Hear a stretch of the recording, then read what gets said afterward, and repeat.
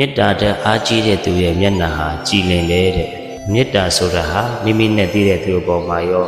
မိမိနဲ့မသိတဲ့သူအပေါ်မှာပါကောင်းစားစေခြင်းလားအဆင်ပြေစေခြင်းလားဟာမေတ္တာပါပဲစိတ်ထဲမှာမေတ္တာဓာတ်တွေအားကြီးနေပြီဆိုရင်အဲ့ဒီမေတ္တာဓာတ်ရဲ့အရှိန်ဟာမျက်နှာမှာပေါ်တယ်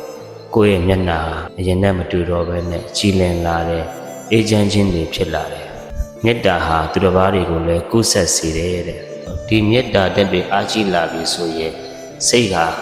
ဘလို့လောကဓာတ်တရားနဲ့ပဲကြုံလာမိမိရဲ့စိတ်ဟာမတုံမလှုပ်ပဲနဲ့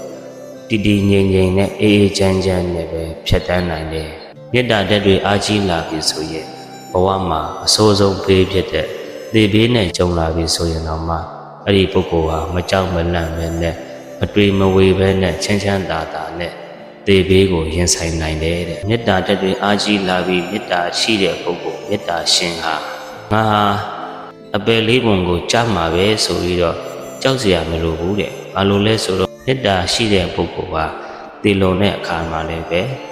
ဓမ္မပြည်ကိုတော့ပို့ဆောင်ပေးနိုင်တယ်တဲ့ဒါကြောင့်ဦးဇင်းနဲ့တကွဓမ္မမိတ်ဆွေများအားလုံးတို့တွေကငွေကြေးကုန်မှကုသိုလ်ဖြစ်တာမဟုတ်ပါဘူးကိုယ့်ရဲ့စိတ်ကိုထားတဲ့ယုံနဲ့ကိုယ့်ရဲ့စိတ်ကလေးကိုကုသိုလ်စိတ်လေးနဲ့နေလိုက်ယုံနဲ့ကုသိုလ်တွေများစွာရရှိမှာဖြစ်ပါတယ်ဒါကြောင့်ဒီနေ့ကစပြီးတော့မေတ္တာနဲ့တာဆက်ဆံပါမေတ္တာနဲ့တာပြောဆိုပါမေတ္တာနဲ့တာဘဝကိုဖြတ်တန်းပါအဲ့ဒီမေတ္တာရှင်အဲ့ဒီသူတော်ကောင်းပုဂ္ဂိုလ်ဟာဒီဘဝမှာလည်းအေးချမ်းတယ်လို့နောက်ဆုံးဘဝမှာတော့မှကောင်းတဲ့ဘဝတွေဓမ္မပြည်ကိုတော့ပို့ဆောင်ပေးနိုင်တယ်ဆိုတာကိုလက်ခံယုံကြည်ပြီးဒီနေ့ကစပြီးတော့မေတ္တာနဲ့တာဘဝကိုဖြတ်တန်းကြရအောင်